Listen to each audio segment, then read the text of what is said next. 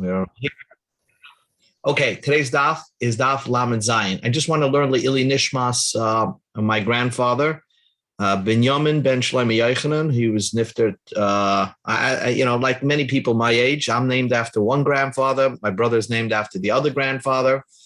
What I'm told is that Nebuch, he suddenly died of a heart attack, Le'aleinu, and because there was such a delay till they got the ambulance. It's a group of chevra in Williamsburg decided to make this concept called Hatzalah. And so he was the first person that was the catalyst, Le'aleinu, but he lived young, but he survived the war. But because of him, they got together to make the Hatzalah.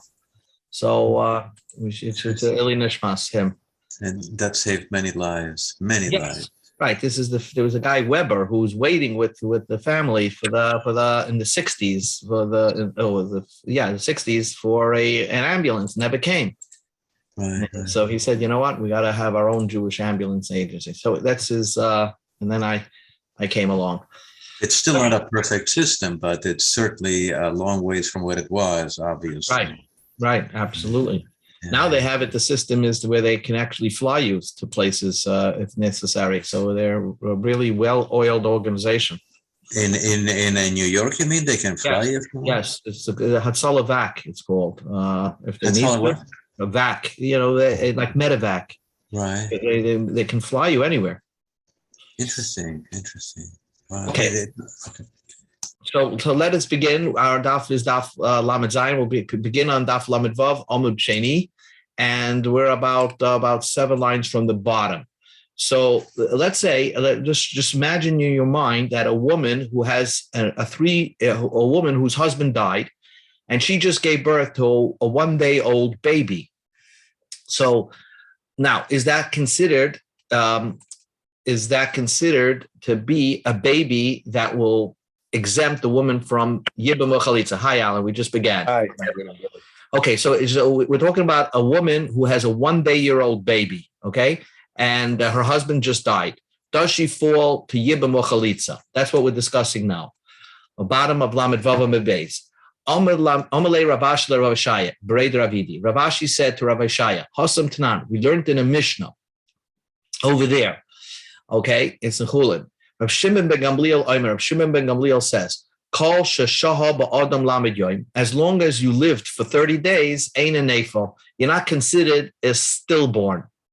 Okay? You have to live for 30 days. That's why Pidyon Ben, let's say, is after 30 days. Holoi sha'a, but if you didn't make it to 30 days, that means not that you died, because that's for sure you're not considered a stillborn. But let's say an animal mauled the baby, so you don't know if the baby would have lived for 30 days or not. So then safek hava, it would be a suffix. So imagine a woman that had a 1-day-old baby. Her husband died. She's supposed to fall to Yibam. And then all of a sudden, an animal mauled her baby. So you don't know if that baby would have lived for 30 days, even though most children would live for 30 days, but maybe this baby would not. And if the baby does not, she would fall to Yibam and Chalitza. So it's a suffix, it's a doubt. So the Mishnah is, the Itma we learned, a teaching. Actually, the kid died during the 30 days, okay? The kid died during the 30 days. It was mauled, an animal came and ate it up, okay? Or it fell from the roof. That's the example. So you don't know if this kid would have lived for 30 days and exempt the mother from Yibam or Chalitza. And she got Aminiskadsha, and she got Mukudeshes. She got betrothed to somebody before getting Yibam or Chalitza. So really, if it's only a doubt, it's very simple. Just give her a Chalitza and she should marry somebody else. Ravina Mishmei Rava Amma, Im Eishes Yisrael he Choyletz. She can get a Chalitza. But the problem is, if she married a kohen, right? If she married a kohen, now you're going to require her chalitza, then she cannot remain with the kohen, because midrabanan, a kohen cannot be married to a chalutza. So then we tell her, Ein chaletzes, you don't get chalitza. And because it was only a suffix if you're a yibam, a suffix if you're a fall to yibam because you had a child. So therefore, you don't get chalitza. And we're lenient with her. Rabbi Sharshi Mishmei de Rava Amar, Rabbi Sharshi says in the name of Rava, Achazu v'achazu chaletzes. Both scenarios, you do get chalitza. In both cases, whether it's an Eishes Yisrael or an Eishes Kain, you get chalitza, and too bad, she's going to lose her husband. So it's a question of what Rava said. Ravina, in the name of Rava, and Rabbi Sharshia, in the name of Rava, was very strict. Amalei Ravina Rabbi Sharshia. Ravina said to Rabbi Sharshia, you heard from Rava the wrong thing. He said, we go to Daf Lamed Zayin Amud Aleph, Be'urta Amar Rava Hachi. At night, Rava agreed that Rava said you have to be very strict, but she gets chalitza and she can never be with her husband, the Kohen, Ubitzapar. But the next morning, Rava rethought the matter, and Hadarbe, he regretted it, and he turned around and he said it's permitted. Amalei, so Rabbi Sharshia said to Rabbi Shaya, Sharisa, he permitted it. Yehi Rava the Tishturu Aftarba. I wish it should be God's will that he should give a leniency to eat treif or the fats of an animal, which is Issa Doraisa. In other words, it's impossible for Rav after said that it's permitted. It can't be. It's definitely usher. That was his opinion. Okay. Now the question is, the Gemara, how did this discussion end up and become over here? Very simple. Because we learned before that a man is not permitted to marry a pregnant woman. Or why not? Or somebody who's nursing, because that could damage the child. So you have to wait before you marry this lady is till she weans the child off nursing or she gives birth. You can't marry a pregnant woman who lost her husband. But what happens if she got married to a Kohen? He did it anyway. Do you say that? So we had a machlekes before of what's the din. So Rav Meir says it's a total knas. You have to get divorced and you can never remarry. Why? Because you went against the chachamim. How did you marry this lady? But chachamim said, you get a get, and then you could remarry the lady again. You remarry the lady again, okay? But it's just the knas. You stay away while she's pregnant. So that was the Gemara that we learned yesterday. So now the Gemara's question is, Hacha over here, Gabe mu'uberes chaveru menekes chavera. Somebody married the pregnant wife of his friend who died, or the nursing wife of his friend who died. And then this Hanasua le Kohen, she married a Kohen. So the Kohen did something against the Chachamim's will. What's the din? Do we say, since the Kohen, if he would divorce his wife, he won't be able to remarry her? Mi avid rabbanan tekanta le Kohen or la? Did the rabbanan make a leniency for a Kohen that you don't have to, but the avid it's okay because we know that if we forced you to divorce, you'll never be able to remarry. Or no, we're very strict on a Kohen also, because we see that Rav Ashi was very the early opinions over here. Ravina was very said if it's an Ashes Kohen doesn't get chalitza, we go lenient. So maybe you go lenient over here and say no, you don't have to. Go lenient. So Amalei, so he answered back, Hachi hashta. How can you? How could you say? How can you compare? Bishla mahasam, in the case over there, with the child born and then was mauled. Even the Iker Rabbanim, the Pliger later, the Rabbanim hold that even when the child was mauled to death, right, it's still not a suffix if she falls to Yibam Chalitza. She certainly does not, because most children would live beyond 30 days. So the Amri that said, even if you didn't wait the 30 days, Vlad Maliyahu have it's a very good, normal child. And therefore, she would have been exempt anyway.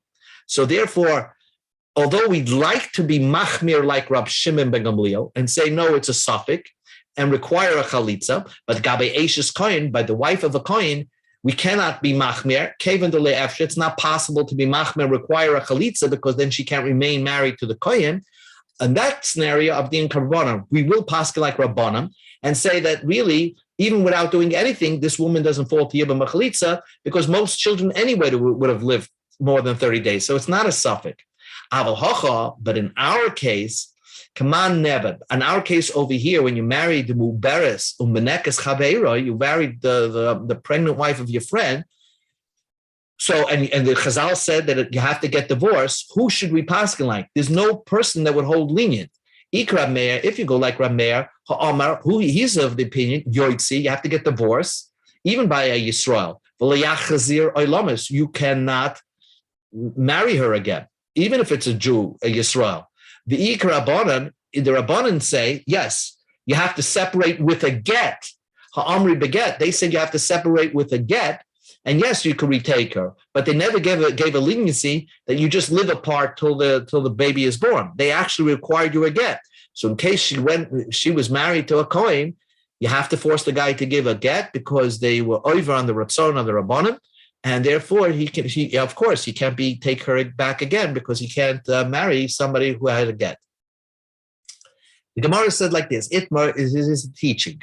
A man he's supposed to wait, as he said, when a woman becomes an almana, right? You have to wait 3 months. What happens if a guy gave kedushin during the 3 months, but never really lived with her, ubarach, and then he ran away? So the fact that he ran away shows that, the reason why you wait 3 months, so you shouldn't have a doubt who's the father of the child. But since he didn't go to the wedding chuppah, right, he ran away, is a symbol that he wants to keep what Chazal said to wait the 3 months. So he just gave a kedushin and then ran away.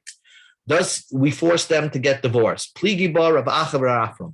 There's a machlokes between Rav Acha and Rafram. Chad oma mishamtinale. You put the guy in chayrim, excommunication. He was mekadosh a woman during the first 3 months. That's against what the Ratz and Chachamim were. The Chad Omer on one said, a ruke mistaye. The fact that he ran away proved that he wasn't going to live with her, and therefore it wasn't going to be a problem of you're going to have a doubt who the child was, because he's not going to have any marital relations with her. Hava Uvda, there actually was a story, and we don't know who said what, Rafram or Ravacha, but from this story you can see it was Rafram who was lenient.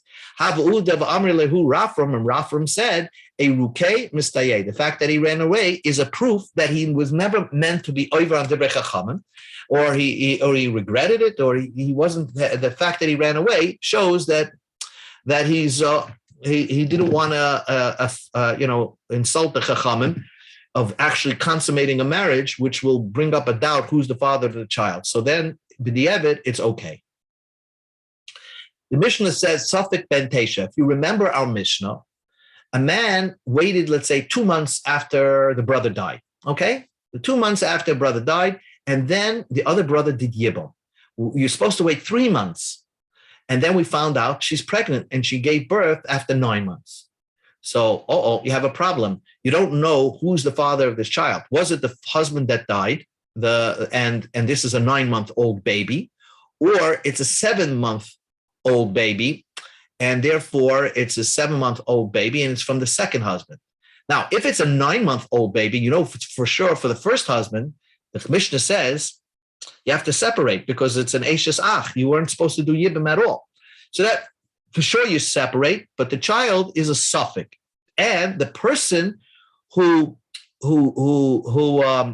did this Aveira has to bring an Ashram Toli. That's an korban that you're not sure if you did an Aveira or not, because we're not sure if he did an Aveira. Could be the husband that died, the brother that died, didn't leave over any children, and this is your child, although it was born after only 7 months. Or perhaps the first husband, this was his child, and you weren't supposed to do Yibum. So you bring an Ashram Tali. That's what the Mishnah says. So the Gemara is questioning that. Amalei Rav Rav Nachman, Lema, let us say, Halech Acharoiv Hanoshim. Let's go after most women. The Roiv Noshim, most women, L'tisha Yolden, give birth after 9 months. So therefore, Rava asked Rav Nachman, why do you have to bring an Ashram Tali? It should be a Vadai Karban Chatas, because 90% of women actually give birth after 9 months. So most likely, if this woman is from the first husband, the one that died, and therefore he did an Aveira for marrying her, doing Yibum, because it's his Eishes Ach. So why don't we go after Rav? Why do you bring in an Ashram Tali over here? Amalei, so Rav Nachman answered Rava, Nashei Didan L'Shiva Yalden. In my family, most women give birth after 7 months. So Rava challenged, what kind of answer is that? Amalei, Nashi Didchu Have Ruba Alma. Is your family most of the world? Most of the world's women give birth after 7 months. Amalei, so Rav Nachman explained himself better.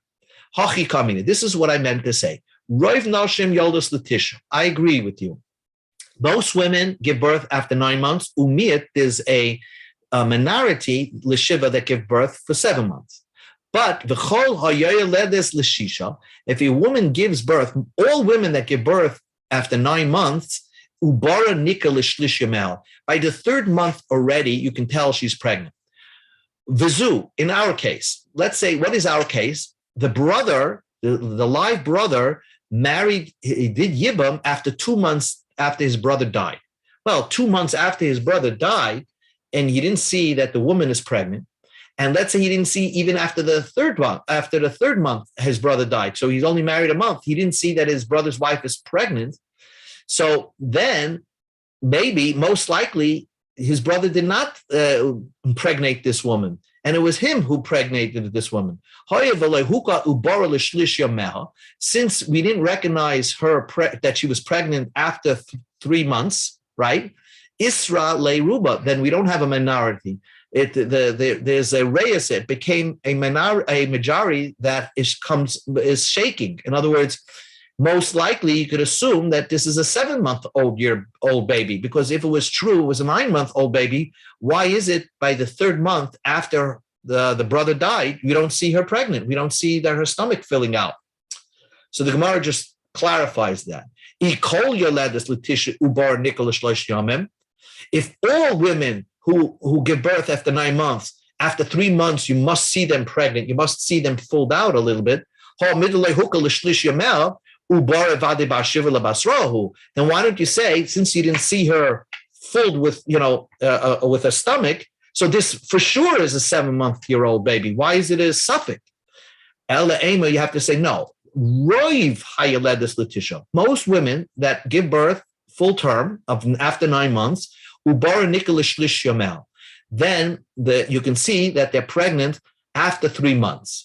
Vahai, in this case, again, the case is that the brother married, he did Yibam after 2 months after his brother died.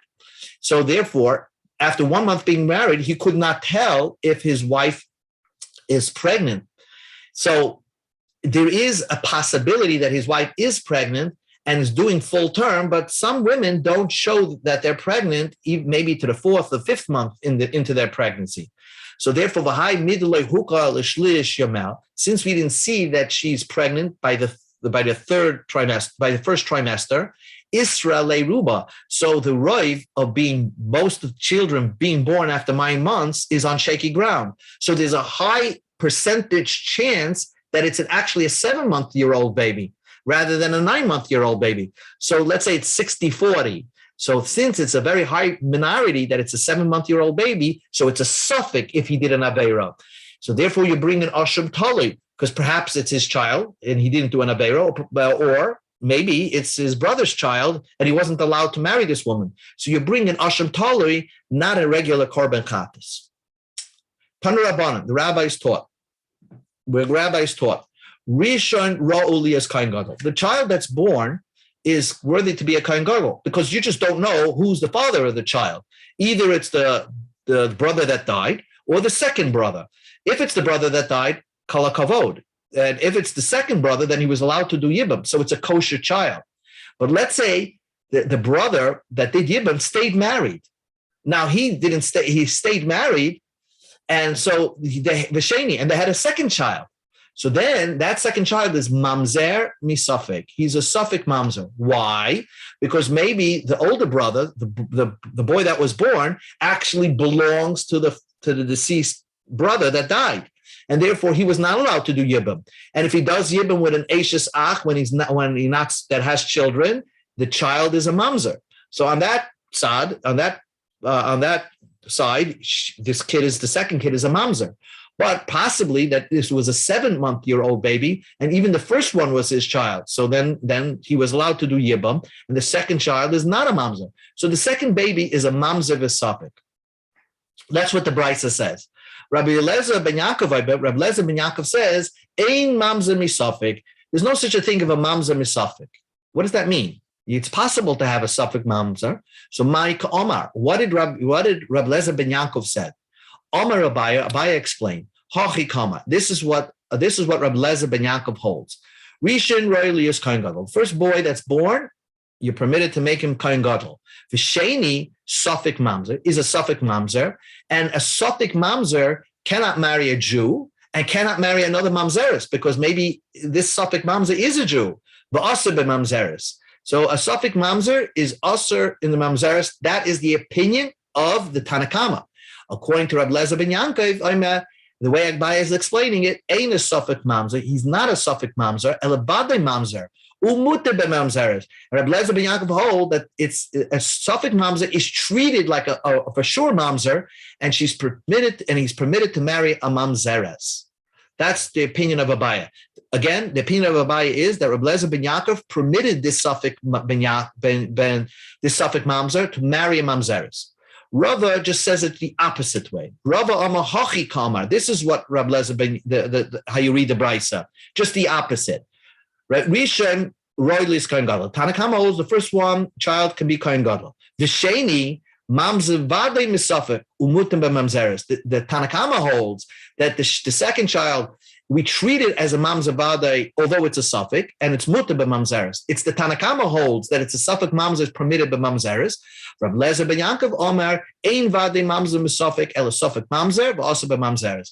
And Rab Lezer ben Yankov hold was strict. He holds it's Mamzer Misafik, and a suffix Mamzer is not prohibited. Is prohibited with a Mamzeres. So the question, to get it in a nutshell, is what did Rab Lezer ben Yankov hold? According to Abaye, Rab Lezer ben Yankov hold a suffix Mamzer is permitted by Mamzeres.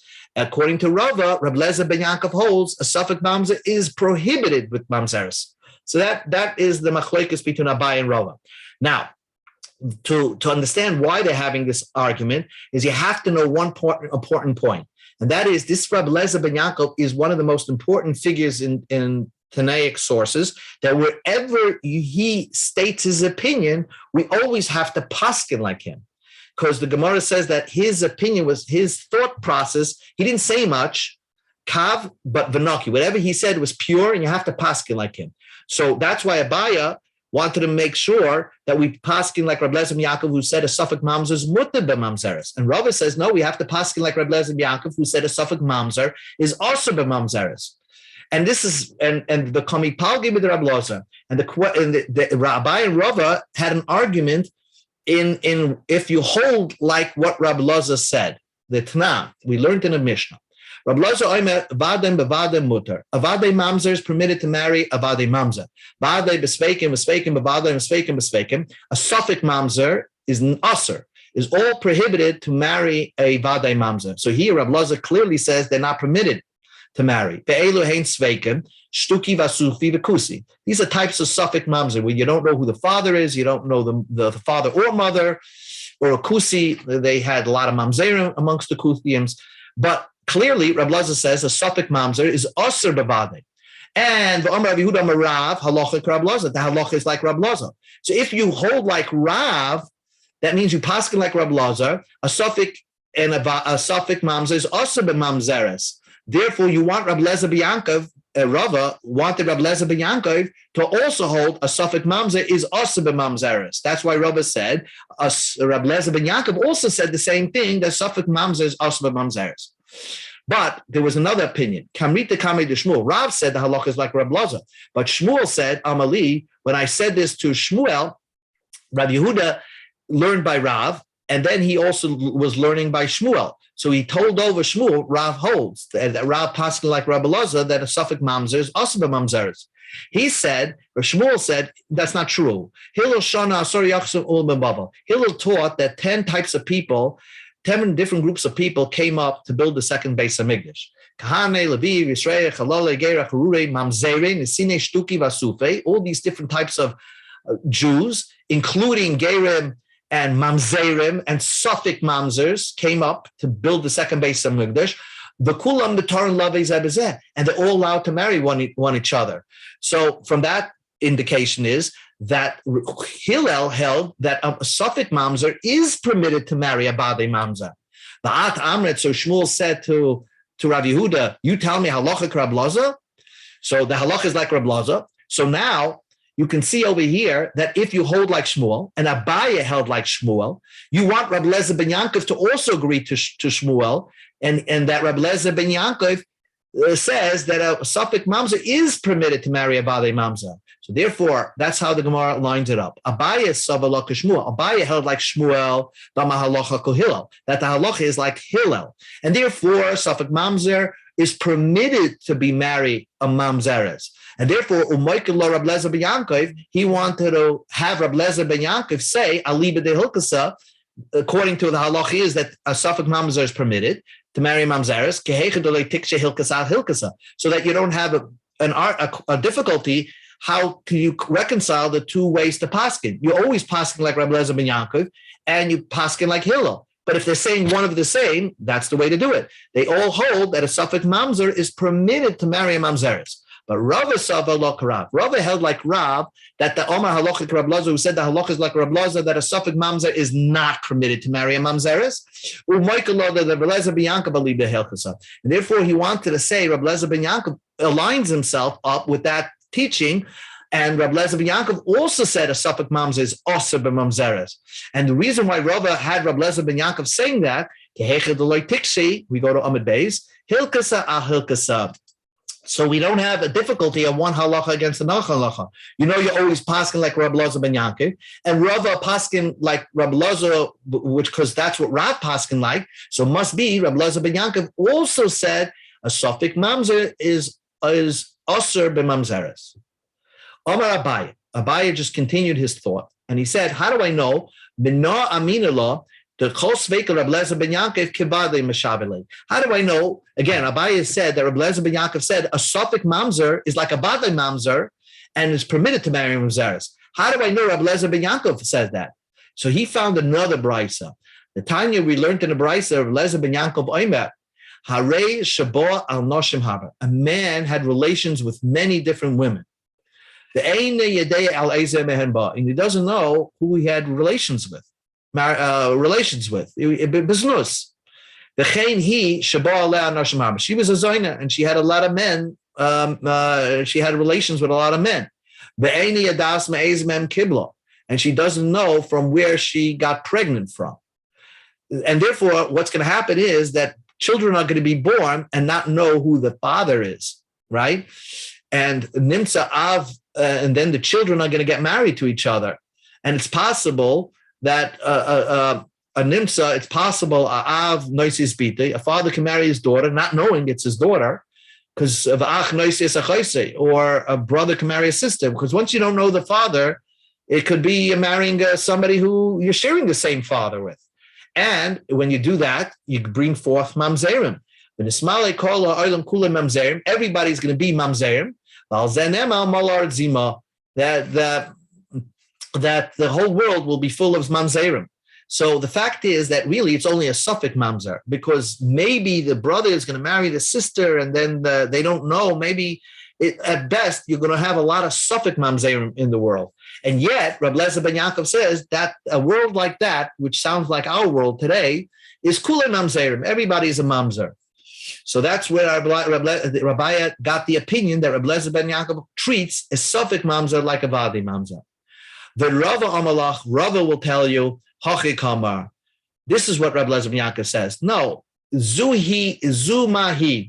He doesn't mean Zima that they're mamzerim, but they become Zumahi. You have a lot of people who don't know who their father is, right? And therefore you have Suffolk mamzerim. But he did not mean to say that we treat them as Vadai mamzerim. Okay, the last two pieces of Gemara that we're going to learn, and then we'll stop, is the most fabulous Gemara. It's probably in all of Shas. I mean, you'll never find something so interesting.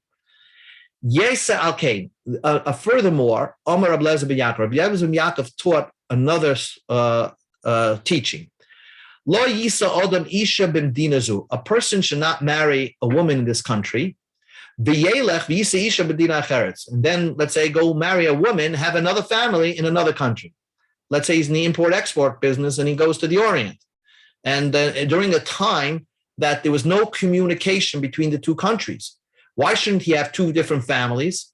A man is permitted to marry two women because the problem is, Shema yizdavgu zelazeh. Maybe one sibling will meet up in later on in life with the other sibling from the other country. And they're not going to realize that they're brother and sister. And it comes out a brother can marry his sister. Now, this is obviously it's not kept today, because today that was only in the time of the Tanaim where there was no communication between countries. But now, obviously we don't marry two women, but if it was possible, this wouldn't apply because there's communication. You'll know who the brother and sisters are. But in the time when there's no communication, Rabbi Lezer ben Yaakov said that a person shouldn't set up two families in two different countries. So now this is where it gets fabulous. Aini, that's not true.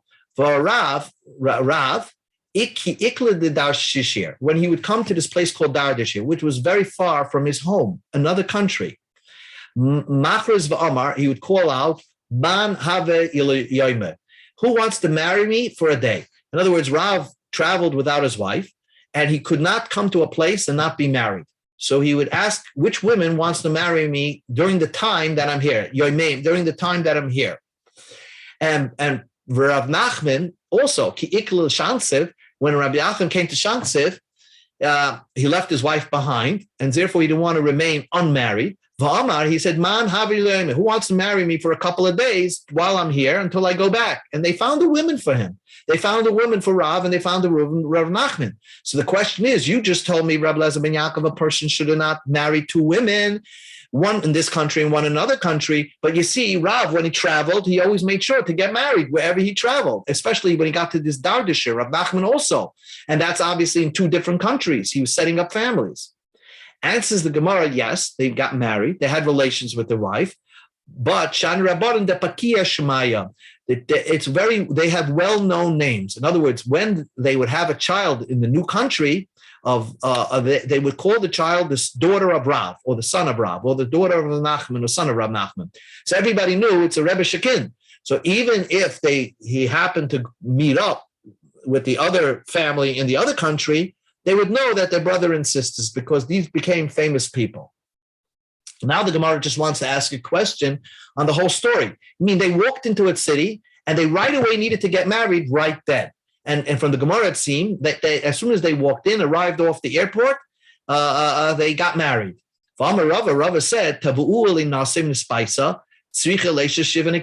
you have to wait 7 days. If you make it up to marry somebody, you have to wait 7 clean days, because we are concerned that in the excitement of getting married, this woman became an Ida. So you always have to wait 7 clean days. So how did they get married right away? So the Gemara said, and we know that the Rabbanan didn't want to remain married for a second without a wife. So the Gemara said, Rabbanan shluchai have mishadri umaydilu. The Rabbanan would send shluchem, messengers, to notify that they're coming, and they already had the woman set up that when he lands or gets off the boat, they right away had the woman right there for him, and he got married. That's the story. The Ibai is saying, if you want, I can tell you, the Rabbanan really never got married to this woman. It was like a platonic relationship. They did get married, but they never had consummated with relations. And the Amamar, we learned previously, it was taught, that it accomplished its goal, because you can't compare somebody who has bread in his basket, so he feels confident that he's not going to go hungry, even if he's not eating anything, to somebody who has no bread in his basket. So therefore, the Rabbanim felt more secure having a wife, even though they met up with this wife, and that they're not going to have any relations with this woman. So therefore, there's no question that there's no child going to be born over here. So that's in line with the teaching of Rabbi Lezer ben Yaakov not to set up two different families. So that's that. Oh, you see from here that you can marry somebody. I don't know how it works. You have to set up certain conditions that she's moichel on oina, which is part of the obligations of the man to have relations with his wife. And you see that they were able to set up a conditional marriage where it was platonic. They didn't have any relations with their wife. So that's why I found this to be quite fascinating. I just mentioned that we learned before that if you ask somebody to marry you, you have to wait 7 days. I knew survivors when they came to this country. They needed to get married, and they knew that they had to rebuild after what they went through. They would meet a woman and it would turn out to be his wife. He said, "Will you marry me?" Yes. 7 days later, they were married in a shul, and then very, very quickly. Tana, we learned in the Brisa. One last teaching. Reb Lezer ben Yaakov Oimer. Reb Lezer ben Yaakov said another thing. Lo yisa adam ishta. Let's say a guy wants to avoid the draft. Okay. Yes, that's a good question. Mayor just asked, why couldn't you be married be unmarried for a single day? And the answer is they had to have a clear mind. They had to have a pure, clear mind, not thinking of women. And therefore they made sure that they were married, and it helped their Torah teaching. So that's why, for that reason, they couldn't remain unmarried for a second or without their wives. Tana, we learned, Reb Lezer ben Yaakov Oimer, Lo yisa adam ishtoi v'daite legarsha. A person is not allowed to marry his wife. Let's say you want to avoid the draft. So, and they're saying if you're married, you avoid the draft. So you take a woman and you don't tell her, and you just marry her. But your intention is to divorce her when this period blows over. So a man should not marry a woman with his intention to give her a divorce.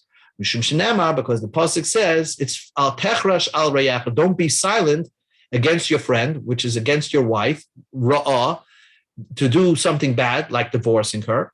And she and him is very, has trust in you. She, when she married, had trust in you, and you secretly are marrying her with the intention of giving her a divorce. So for whatever reason, you wanted to get married to her. So Reb Lezer ben Yaakov says the person should not do that. Oh, isn't that what the story we just had, where they would say, I'm coming to town, I want to marry? Excellent. Did they say, I'm also going to get divorced in a couple of days? Very good. But here, that's an excellent question. And I saw that question by the Rishonim. And they answer, the obvious answer is that those women agreed to it. Here, we're talking about the woman herself doesn't know. She thinks she's going to be married forever. And he's just marrying her just to, just to get through, let's say, avoid the draft. So she doesn't know it. But in those cases, those women wanted to marry the Rabbanan, even if it was for only a short period of time. Okay. So yeah, actually, it's known that the Chafetz Chaim, I think there was like a 30-year gap between his second wife and first wife, or something like between him and his second wife, and she ended up having a child with him, 2 children with him, a daughter who married Rabbi Sachs, I think, and the other and a son who never got married. And she made it into this country after the war. And she's actually buried in Queens, the wife of the Chafetz Chaim. My father had a Zachs in his class in Torah Vodas. Oh, I think it was a grandson. Yeah. Of the Chafetz Yeah. Chaim. Right. Yeah, not every rabbi, even a great rabbi, when they're old, like you can see, Rabbi Chaim Kanievsky never got married again. And a lot of them don't get married, but some of it says that I think there was a Rebbe called the Divrei Chaim, the Tzanzer Rebbe. I think he was married like 5-6 times or something like that. My grandfather remembers in the war. There was one of his. He lived in the 1850s, and he had 2 children die in Auschwitz. So because he got married so late in life with young girls. He ended up having children that lived into 1945, 1944, whenever they went. So it's interesting. Your grandfather remembers it? Yeah, because his name was Rav Shulam Ratzford. You can look up the Divrei Chaim. He was the Tzanzer of the Rabbi Halberstam, the father of Babov and he's the father of the Shinavarav.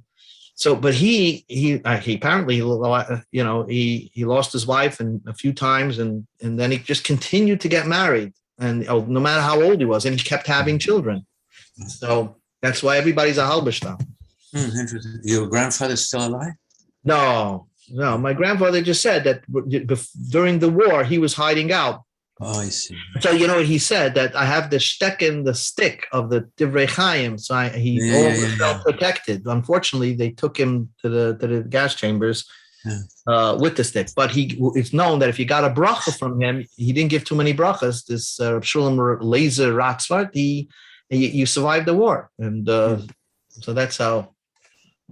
Okay, tomorrow night we're not learning. Obviously, it's B'dikas Chametz, and then comes Pesach. So we'll Be'ezus Hashem pick up after Pesach.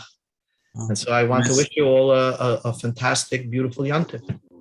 Great Chag Kosher Yontif. B'Sameach. Thank you. Chag for Kosher everything. Sameach. Yes. Sameach. So stay with the program over here. I mean, you can go in all Daf. Some of them are just as good as me, I can say. But No, it's not the same. It's not the same. No, you're unique. Kusher and Freilich and Pesach. Pesach, and we'll Hashem continue on with Yevamos. Amen. Amen. We'll see you Thank soon, you. Bezrat Hashem. Stay well. Get Yontif. Zis and Pesach. You too, Pesach.